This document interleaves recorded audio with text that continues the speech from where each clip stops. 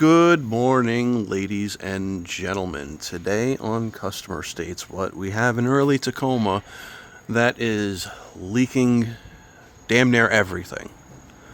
We have an active coolant leak that is dripping upon me.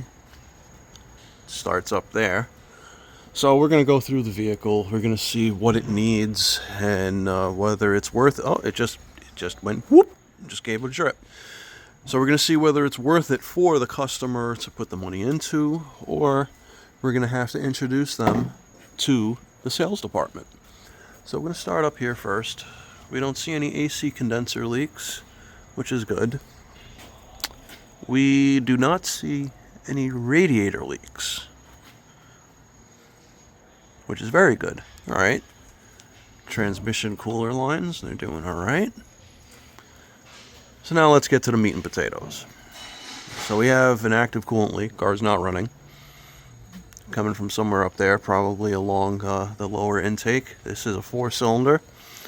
We could see we have fried chicken control arms, extra crispy shock absorbers. Let's go to this side. Ooh. Stick a fork in me and I'm done. That is no good. It is 2-wheel drive. Blocks rusting. Oh, we have a new tensioner right here. That's good. Looks like we have also a brand new belt. So they do care a little bit. But I don't know how this is possible.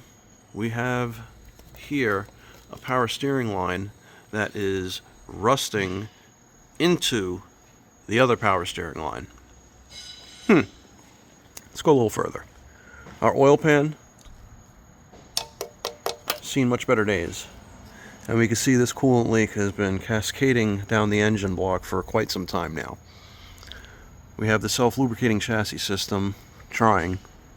It's trying. It has had a frame replacement at one point in its life. We could see it has the things on it, and the frame is a lot better condition than everything else in this car. So meanwhile, the further we go down, we could see we do have an exhaust repair. It doesn't look like it's leaking, but it looks like it's pretty old. Drive shaft is may have been replaced at one point. I'm thinking that looks like there was a part sticker here. So let's go further back. This is where the big issue lies. So they do have a trailer hitch on here, but I don't think it's gonna. Jesus, that's the bumper support. That's not the trailer hitch. Bumper's about to fall off. Wow. Okay. Yeah. So it's busted here. Busted there. I hope they never get rear-ended. Speaking of rear ends, let's get to this one. Giggity. We can see it's leaking out the vent. We can see it's starting to leak out of the pinion seal as well. What they don't see is this leaf spring carrier right here. That is, I don't even want to touch it too hard because you can see it's about to fail. The other side, well, you could see what it kind of used to look like, and we could see, if we look through that hole right there, you could see the metal swelling. This guy right here is about to fail. Also, this spare tire has never moved. It's never been down. We could see it still has all the hairs on it. Let's see, is there a DOT? Here it is. 2007, that's an original spare tire. It's never been down before, and we could see the carrier is also about to fail. Great googly moogly. So we got a lot of recommendations for this customer. We'll inform them that they also have a Bluetooth exhaust carrier here.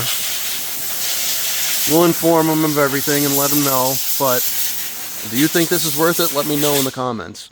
Until then, please like, subscribe, hit that bell notification for further content and for further leaks.